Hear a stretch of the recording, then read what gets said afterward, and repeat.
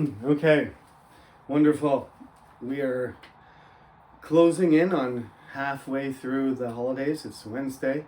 Still, for most of you, probably 4 days left. I don't know what you're doing with yourselves, but the weather has been terrible the whole holiday. So, at least in Daejeon. If you're outside Daejeon, maybe it was different, but we are stuck with a rainy, dreary holiday, which is the saddest part about this year's Chuseok, I think.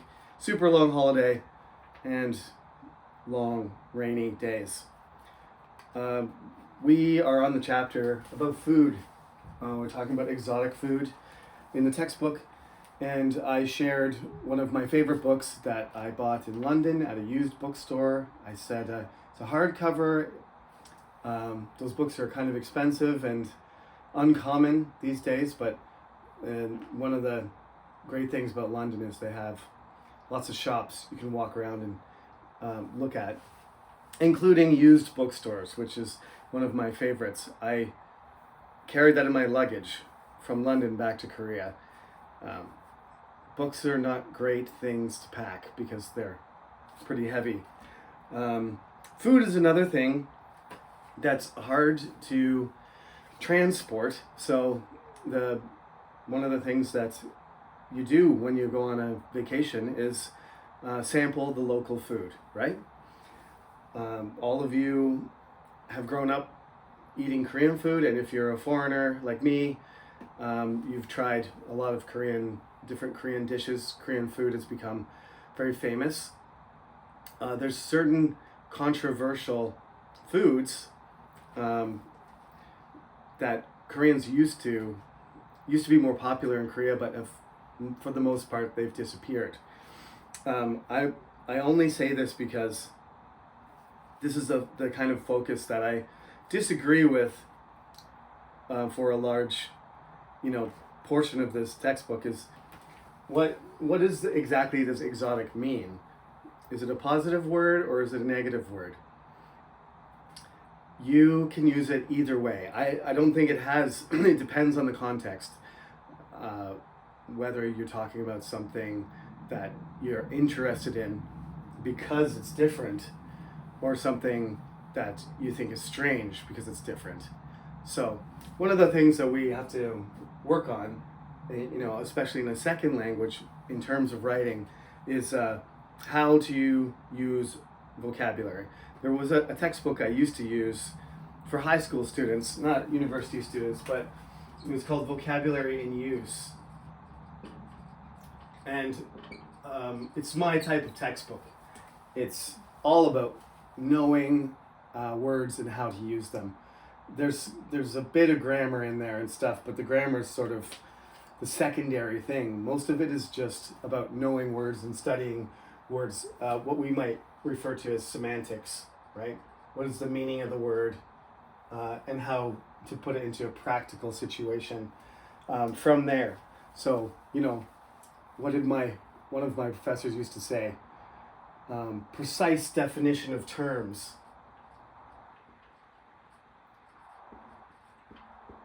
Is one of the things he used to say. One of my favorite professors, Dr. Clark, from McMaster University in Canada. I'll just give him a shout out. That's not usually something I do, but he was not teaching writing, he was teaching critical thinking.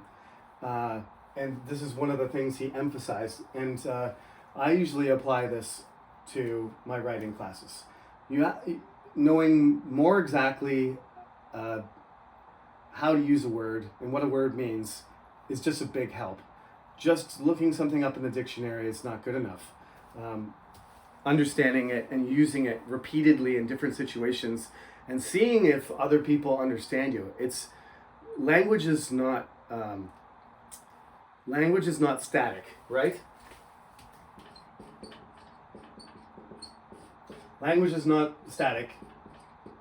Language is constantly changing. That's why if you went back in time 800 years and talked to somebody from Goryeo, and they were using Korean, which would be based, I guess, Hangul wasn't invented yet because Sejong wasn't alive yet. So I don't know what you would call that language, Goryeo Korean, but it would be basically Chinese, more similar to Chinese, and probably have elements of Mongolian language in it too, because the Yuan dynasty was ruling China for a portion of that period. So you go back far enough and you can't understand your own culture because language has transformed so much that you can't understand them. This textbook is good in terms of, its cultural depth, but as I pointed out before, there's a lot of stereotypes, and I found most people don't like those stereotypes, whether they're positive or negative. They don't think you should judge everybody the same way by a broad brush. Sometimes it's useful to know general things about a group of people, but stereotypes are generalizations about things or people or places or cultures or whatever, and you put everybody in that box, and that's what happens here. We do have actually for the first time ever, we have a student from Myanmar, and it's actually, this is the face photo in the textbook that faces page 43, 42, has these girls from Myanmar. They're Burmese, and they have metal circlets around their necks. Now, so Myanmar has a lot of different groups of people. My brother lived there for several years, so he knows much better than me about the various ethnic groups. But that is one of the problems about Myanmar is it's not just Burmese people. There's a whole. I will allow our student to enlighten us on that subject because she is the expert because she's from there. So we'll wait for that. But I mean, it's a picture. They're cute girls and everything. It's a nice picture in that sense. But the title is Bugs, Rats, and Other Tasty Dishes. And it proceeds to go through, and I'll let you read this to yourself. We've been practicing this. But it proceeds to go through and list essentially the articles that I don't like the most, or like the most because of their problems, are these articles that somebody has just gathered a sort of list of things that are associated with the topic, and there is no direction really. It's like the potato, right? The potato topic we did last class is, why are we talking about John F. Kennedy again? You lost me, right? He's Irish. Irish people grew a lot of potatoes during a certain period of their history, which, they had really no choice about. We talked about the aspects, right? The advantages and disadvantages of potatoes. Now, there's one paragraph in that chapter about potatoes that's good. It's the one where the writer talks about the advantages. And I think most of you picked them out when I asked you to write about them. You picked them out pretty quickly. And the disadvantages, you kind of had to search, here and there in the article. But it was a list of things. And it suddenly went from John F. Kennedy to the King of Prussia. They said King of Germany, but I think it's Prussia technically at the time.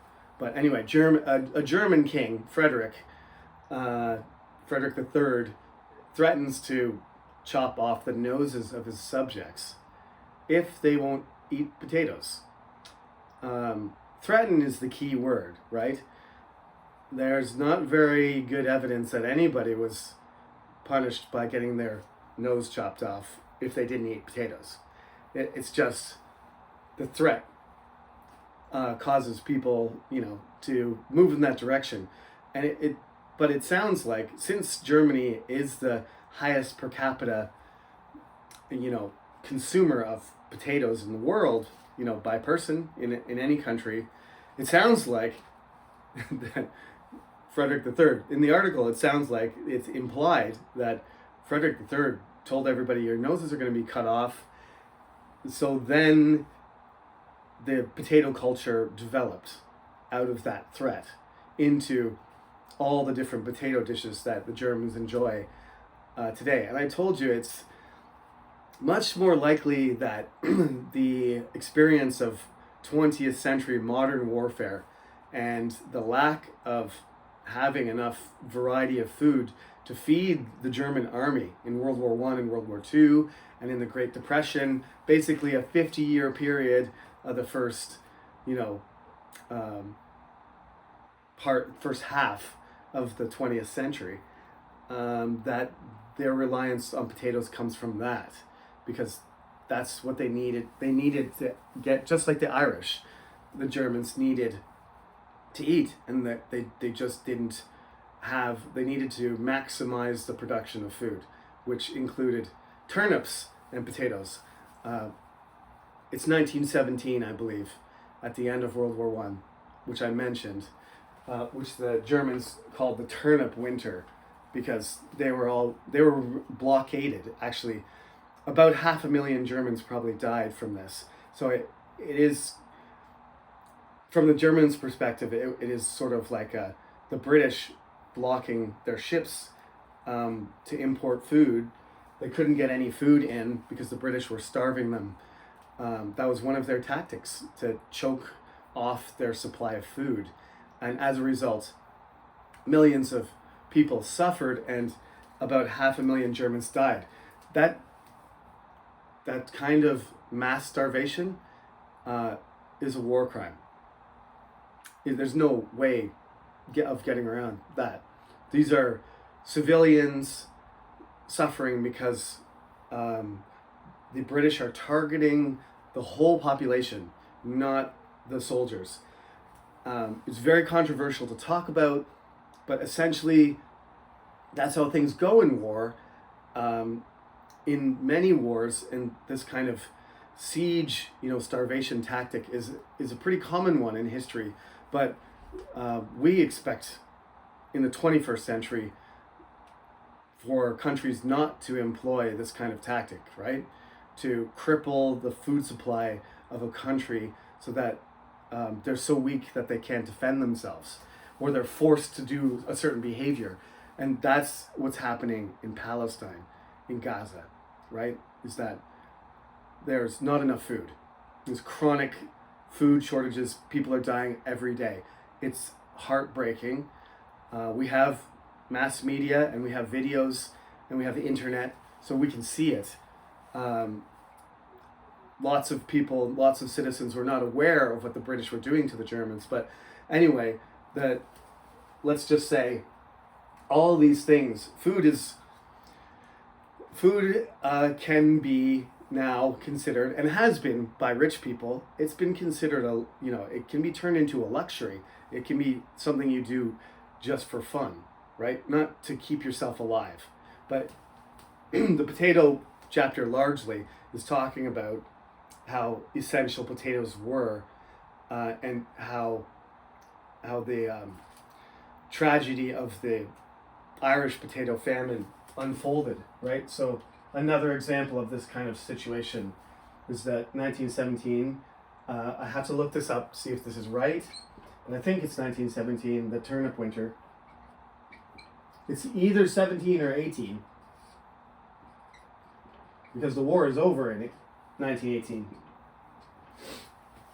Right, the Germans surrender, and the war comes to a conclusion, unsatisfactory conclusion for most sides, in 1918, and that leads to World War II. But anyway, obviously, bugs, rats, and other tasty dishes are, I've never tried, I've tried a few things.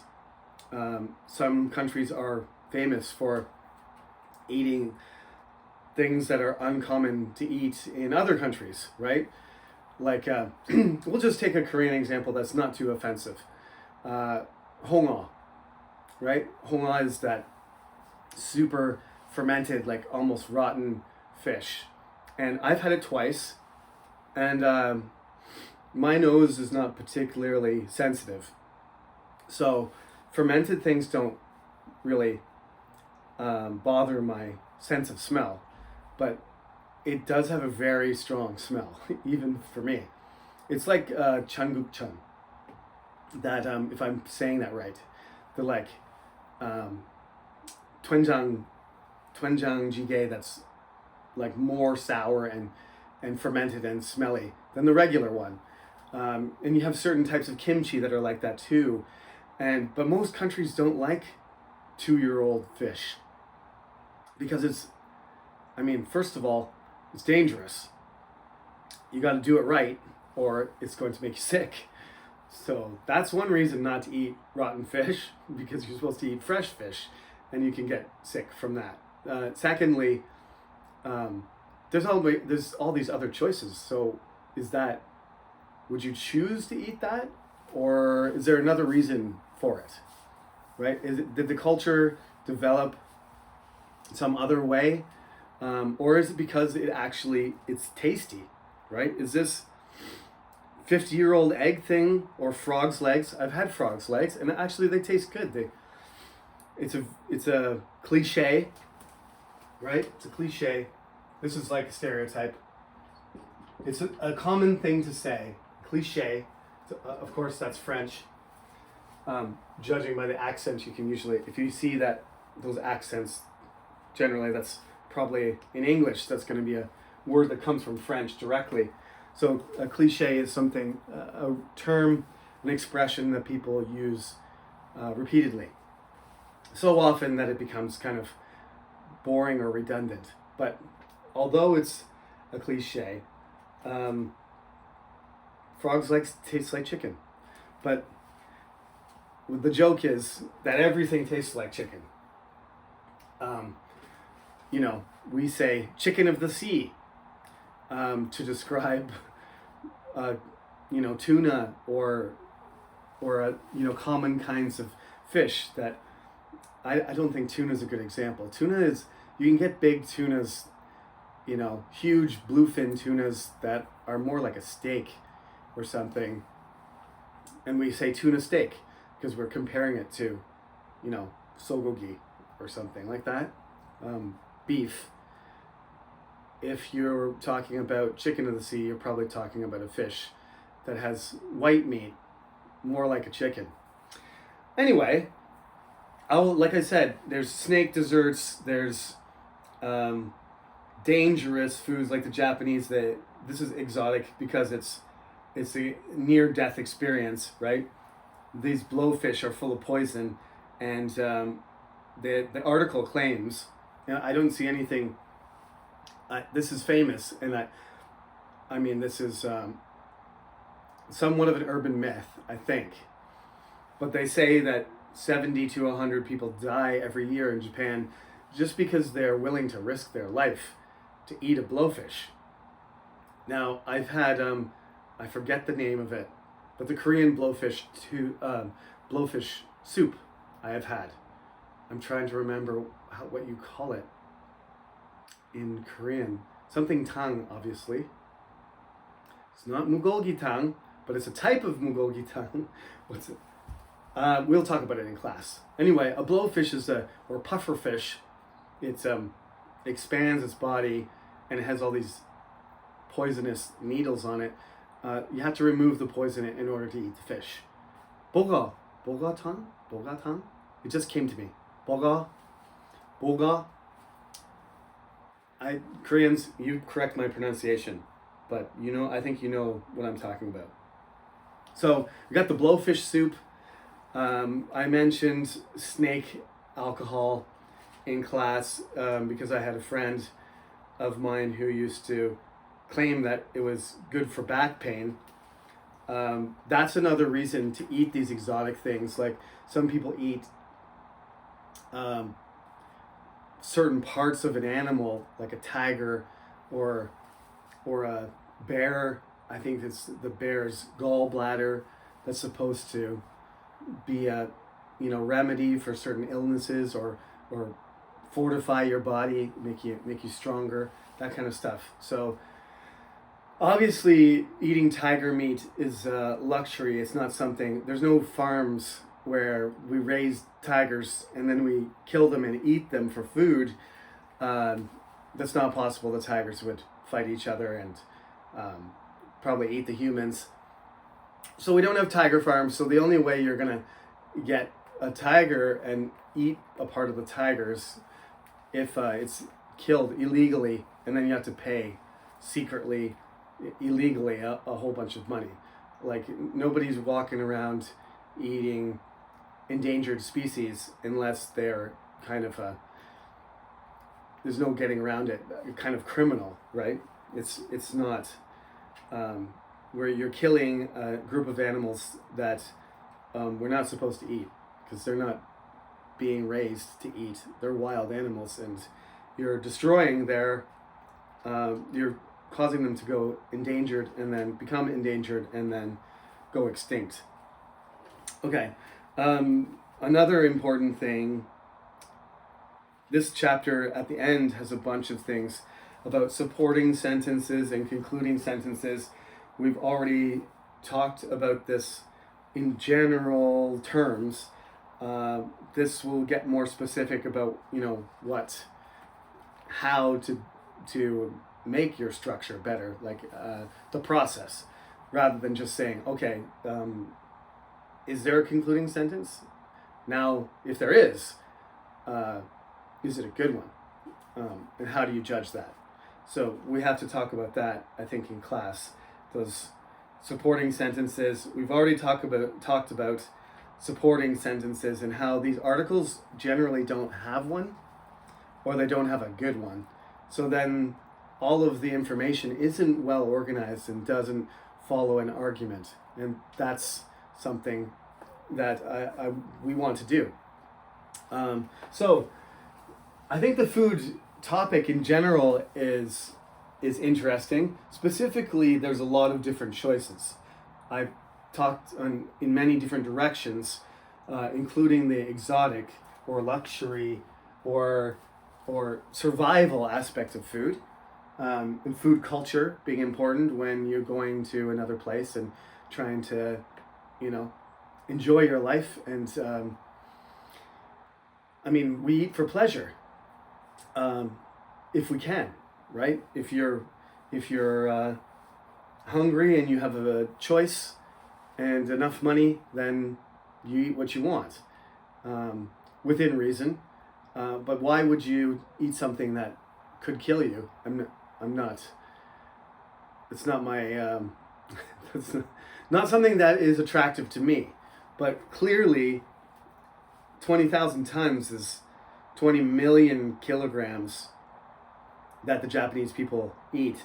So there's a lot of Japanese people who enjoy that food. I just didn't think it was attractive enough to risk even a low percentage chance of death.